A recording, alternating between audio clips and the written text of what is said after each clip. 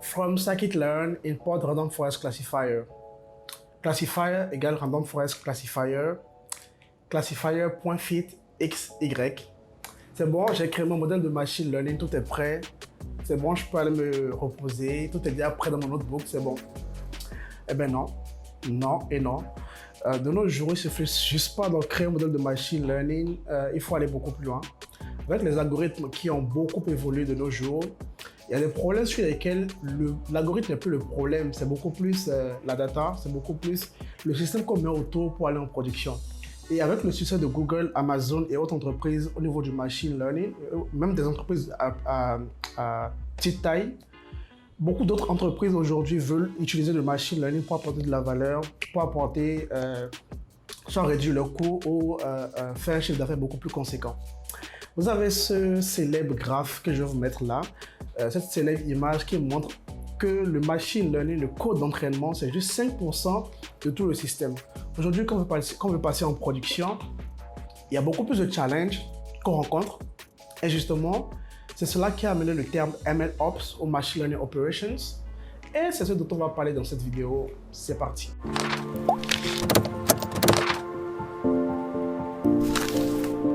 Alors, si vous êtes nouveau sur cette chaîne, bienvenue déjà, mettez-vous à l'aise. Ici, on parle de Python, Data Science, Machine Learning, Deep Learning. On a une formation Data Analyst qui est en cours. On a des vidéos sur Python, sur le Deep Learning qui arrive. Alors, MLOps. On connaît tous le DevOps, Developer Operations. Et on sait que la mission d'un DevOps, c'est de s'assurer que les nouvelles versions, les changements dans le code soient déployés en production de façon très facile. La collaboration entre équipes de développeurs permettre également de vérifier que le code qui a été créé, qui veut être déployé, respecte les règles de l'entreprise, respecte les tests soient bien réalisés, que les tests soient vraiment performants, un bon test coverage et que tout soit déployé de façon facile. Il y a des entreprises aujourd'hui où on déploie en production 4, 5, 6 fois dans la même journée. Mais pourquoi on ne fait pas la même chose pour le machine learning? Eh bien là, il y a un souci. Le machine learning, quand on a un modèle de machine learning, on veut passer en production, on crée généralement un API autour. Donc du coup, on a un Fast API ou bien Flask, avec Flask, et on va en production avec. Mais le problème, c'est que une fois que votre code il a été testé, il a été bien vérifié, il est en production, c'est bon. Vous pouvez découvrir des bugs plus tard, mais le code il est bon, il ne change pas. Mais le problème, c'est que le machine learning, le modèle de machine learning, c'est non seulement du code, mais également de la data à l'intérieur. Parce que ce modèle s'est entraîné sur une donnée précise.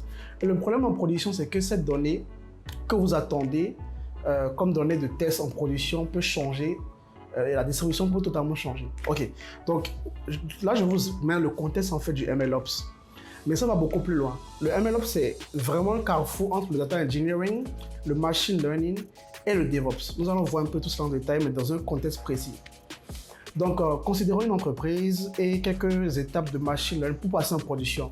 Donc, du coup, vous avez un dataset, ou plutôt un produit, où il y a la donnée qui arrive. Vous avez peut-être une base de données SQL, vous avez des données images qui arrivent, qui vont dans un bucket sur le cloud. Le problème, c'est que du jour au lendemain, supposons que les données que vous avez comme images, c'est des données, des images couleurs, et du jour au lendemain, vous avez des images blanc-noir. Il faut que vous soyez en mesure de mesurer cela. Il faut que vous soyez en mesure de détecter cela automatiquement. Ça, c'est un.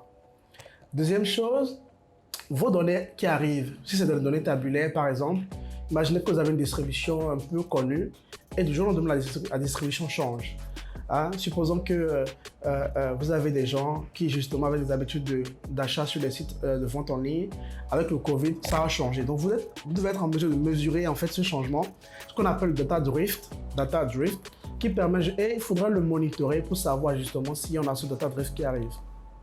Passons maintenant au niveau de l'entraînement de modèles de machine learning que vous avez dans votre entreprise.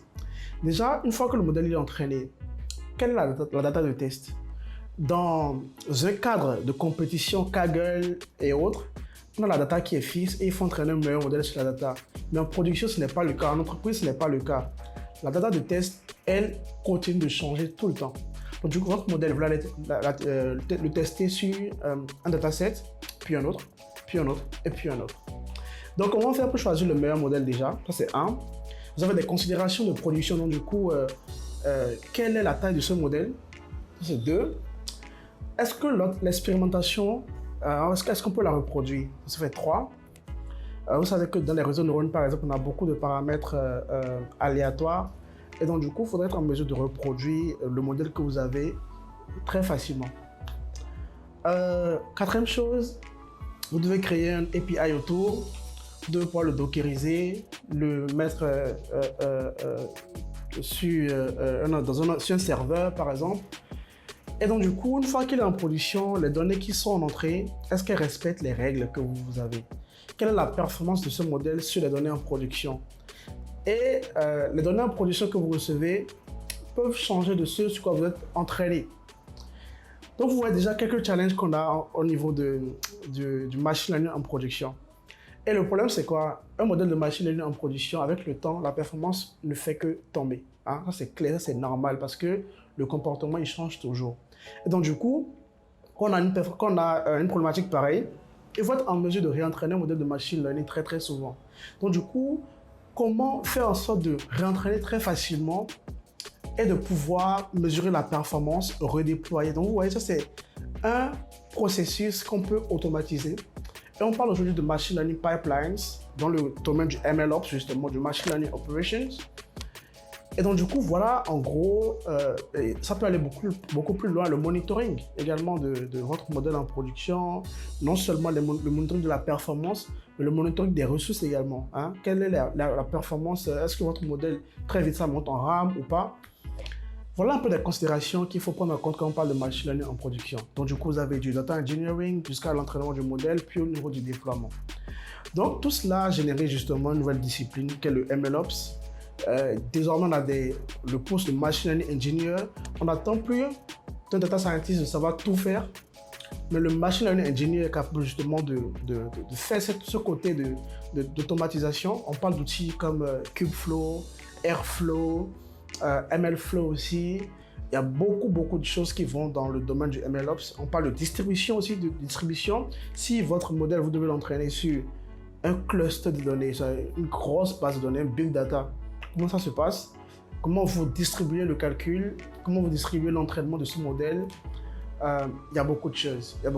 Et tout cela, c'est le MLOps. C'est le MLOps, en fait, cette discipline, nouvelle discipline, où on veut pouvoir non seulement entraîner des modèles de machine learning de façon efficace, mais on veut les entraîner, les réentraîner très facilement. On veut mesurer la performance d'une très bonne manière, très vite détecter les changements de ce qu'on espère.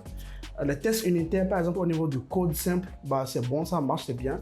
Mais ça ne suffit pas pour un modèle de machine learning. Il faut tester la performance du modèle également sur des données qui changent.